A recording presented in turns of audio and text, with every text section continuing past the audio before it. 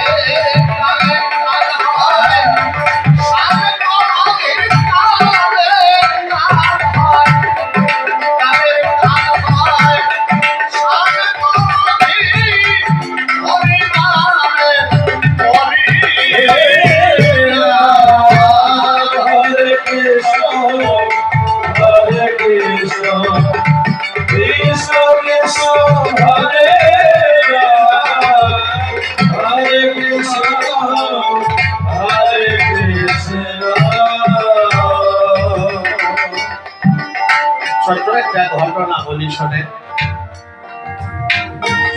নৈমিষারণ্যে সমস্ত মুনি ঋষিগণ একত্রিত হয়ে একটা আলোচনা সভা তৈরি করেছে।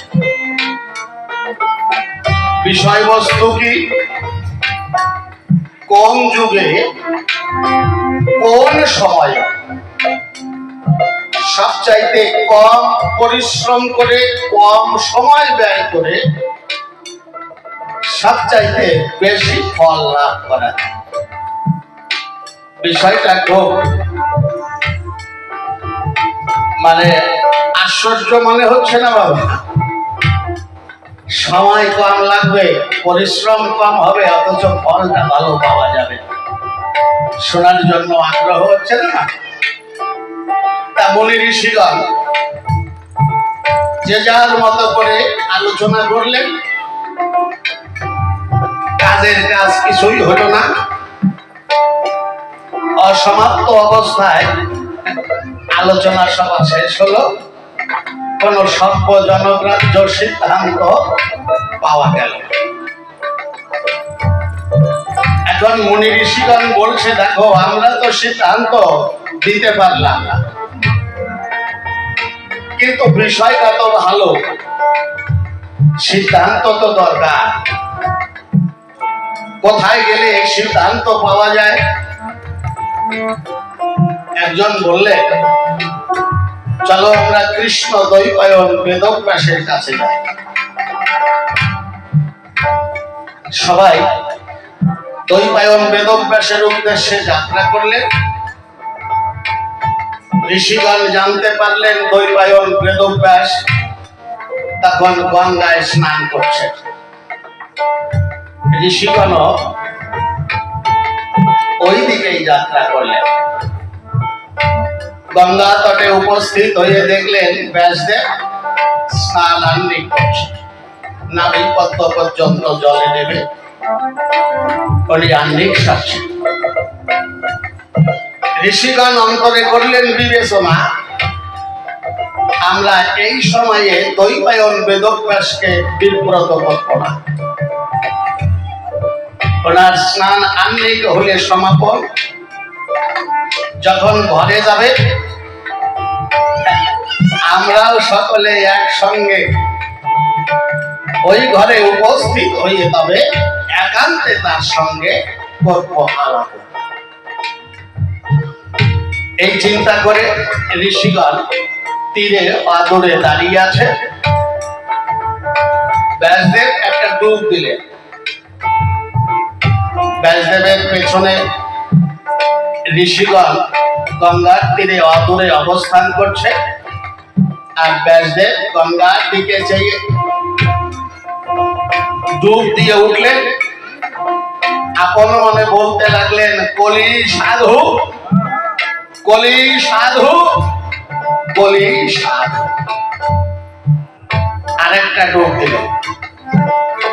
এবার উঠে আপন মনে বলতে লাগলেন, এই কলির পুরুষ সাধু, কলির পুরুষ সাধু, কলির পুরুষ ধর্ম।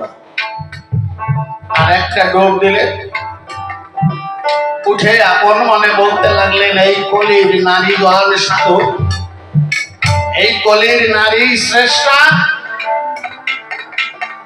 কলির নারী ভাগ্যবতী। স্নান সমাপন হয়ে গেল। দ্বৈপায়ন বেদব্যাস উনিও ঘরে যাত্রা করলেন। ঋষিকুল পশ্চাতে পশ্চাতে দ্বৈপায়নের ঘরে এসে উপস্থিত হলো। দ্বৈপায়ন বেদব্যাস যথাযোগ্য সম্মানের সঙ্গে সকলকে আসন প্রদান করলেন। সবাই যখন আসনে সমাসীন, দ্বৈপায়ন বেদব্যাস শুদ্ধ বস্ত্র পরিধান করে মাঝখানে একটা ব্যাস আসনে উনি উপবেশন করলেন। দ্বৈপায়ন বেদব্যাস ঋষিগণকে উদ্দেশ্য করে বললেন, আপনাদের মনে যদি কোনো প্রশ্ন থাকে আপনারা আমাকে করতে পারেন, আমি আপনাদের মনের প্রশ্নের জবাব দিতে প্রস্তুত আছি।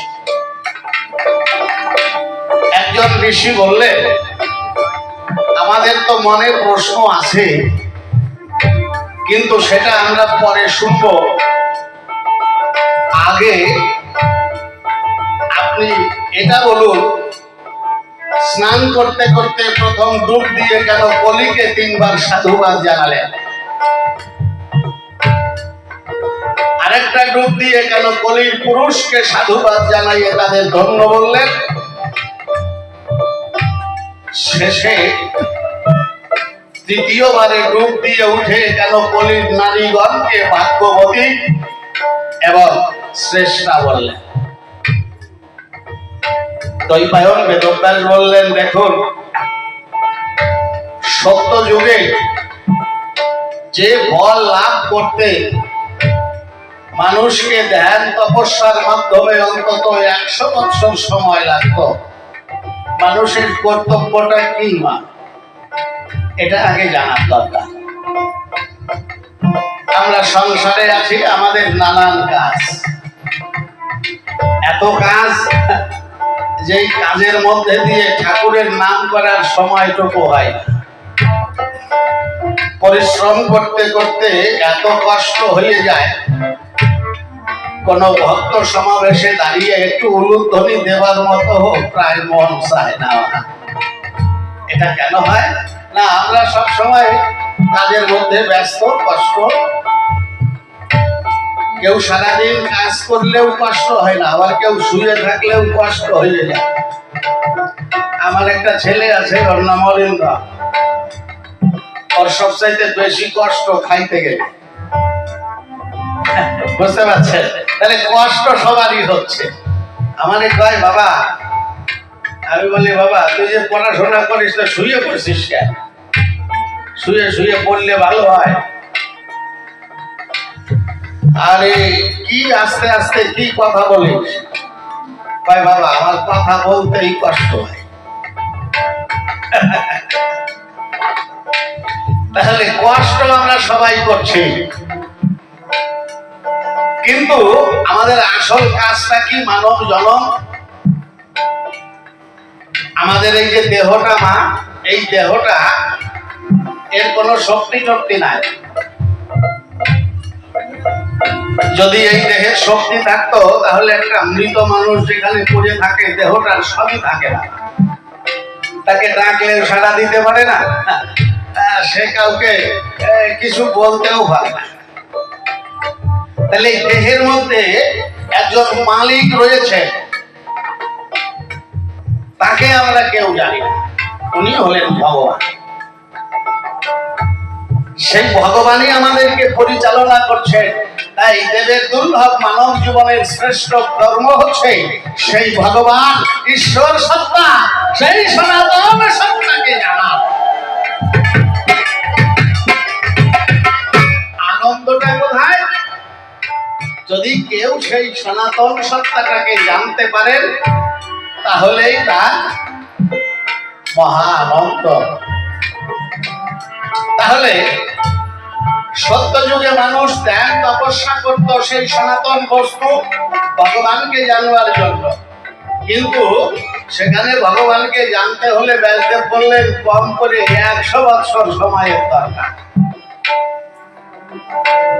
এরপরে ত্রেতা যুগে যাগ যজ্ঞ আরম্ভ হলো। তো সেই যাগ যজ্ঞের মাধ্যমে ভগবানকে জানতে হলে অন্তত 10 বৎসর সময়ের প্রয়োজন। তারপর যুগে পূজা পার্বণ এর মাধ্যমে যদি ভগবানকে জানতে হয়, এই যে আমরা পূজা করি, লক্ষ্মী পূজা, সরস্বতী পূজা, এগুলো পাল মশাইরা তৈরি করেন। আমরা দেখি সবাই যে কিছু বাঁশ খুঁটি খড় কুটো দিয়ে জড়াইয়ে তারপরে শুকলি দিয়ে ভালো করে তারপরে মাটি দেয়, এরপরে ভালো করে চাইছিয়ে চাইছিয়ে রং চালায়। কিন্তু আমরা পুজো করি তখন একজন পুরোহিত তার প্রাণ প্রতিষ্ঠা করে। আচ্ছা বলতে পারেন প্রাণ প্রতিষ্ঠা করলে পরে ঠাকুরের যে শক্তিটা জাগ্রত হয়, ওই প্রাণটা প্রতিষ্ঠা করলেন একজন পুরোহিত। তাহলে পুরোহিতকে কত শক্তিধর হওয়ার দরকার, যিনি ওর মধ্যে সেই সনাতন সত্তাটাকে প্রতিষ্ঠা করবেন। তাহলে নিজের আত্মশক্তি, সেই শক্তিটাকে ওর মধ্যে দিয়ে ওকে জীবন্ত করতে হবে।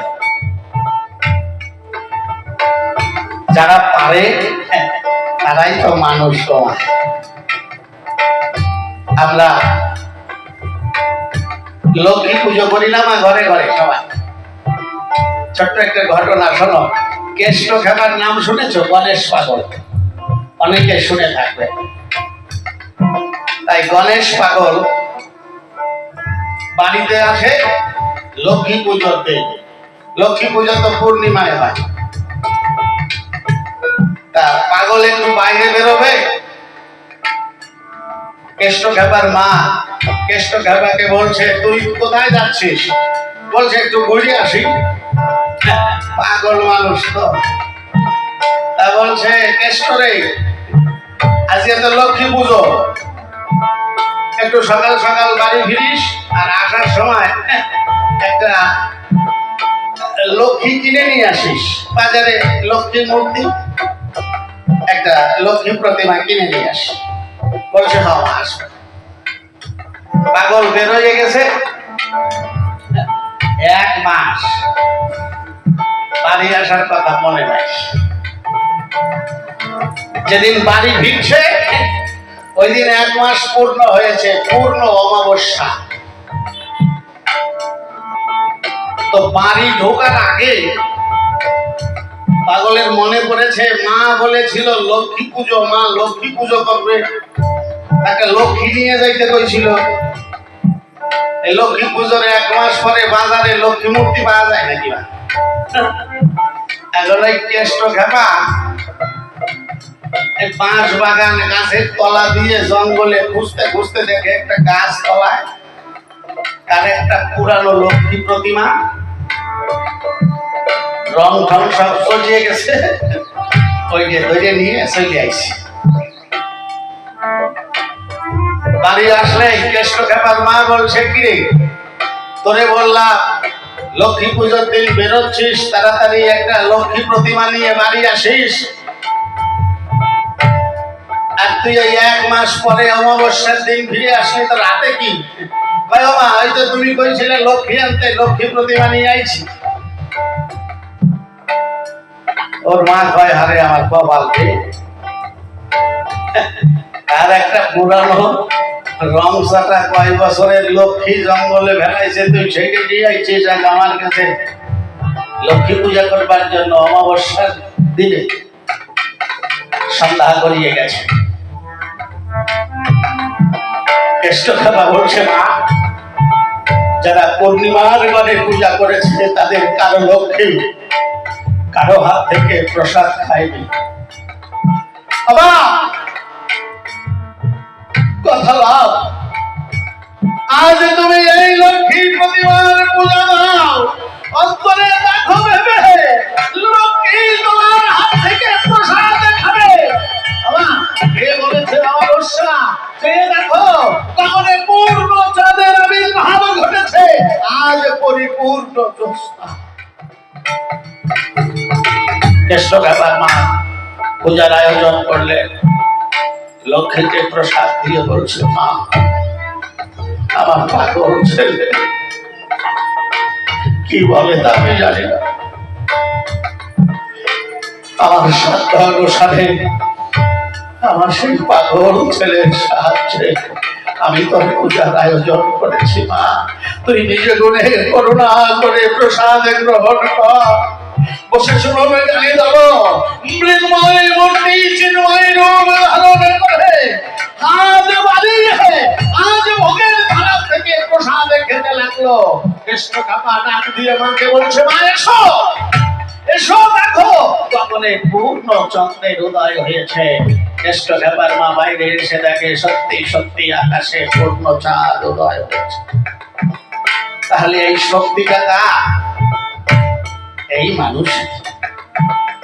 তাহলে যে শক্তি অর্জন করতে সত্য যুগে 100 বৎসর সময় লাগতো, ত্রেতা যুগে 10 বৎসর সময়ের প্রয়োজন ছিল, তাপর যুগে অন্তত 6 মাস লাগতো, কেবলমাত্র এই কলিকালে এক দিবারাত্রের মধ্যে এই কলির মানুষ সেই চরম ফল লাভ করতে পারে। তাহলে কলিকালে মাত্র 1 দিন রাত্রের মধ্যে সেই ফল লাভ করতে পারবে। পুরুষকে কেন ধন্য বললেন? বলল কলির পুরুষকে ধ্যান তপস্যা যাগ যজ্ঞ পূজা পার্বণ কিছুই করা লাগবে না, একমাত্র হরি নামের দ্বারাই 1 দিবারাত্রের মধ্যে তারা সেই চরম ফল লাভ করতে পারবে। কলির নারীকে কেন ধন্য বললেন? বললেন কলির নারী আরো ভাগ্যবতী কেন জানেন? এই কলির নারী কেবলমাত্র সতী ধর্ম রক্ষা করে পতি সেবা করলে চরমে পরম ফল লাভ করতে পারবে। অন্তিমে তারা সেই পরম এই কলিকালে হরিনাম, যে হরিনামের মাধ্যমে 1 দিবারাত্রের মধ্যেই সেই চরম ফল লাভ করা যায়। কিন্তু নাম করার মতো করে করতে হবে, আমরা তো সময়ই পাই না। হরিনাম যে করবো সেই সামান্যতম সময়টুকু তো আমাদের হয়ে ওঠে না বাবা। তাই পাগল বিজয় সরকার কি গাইলেন?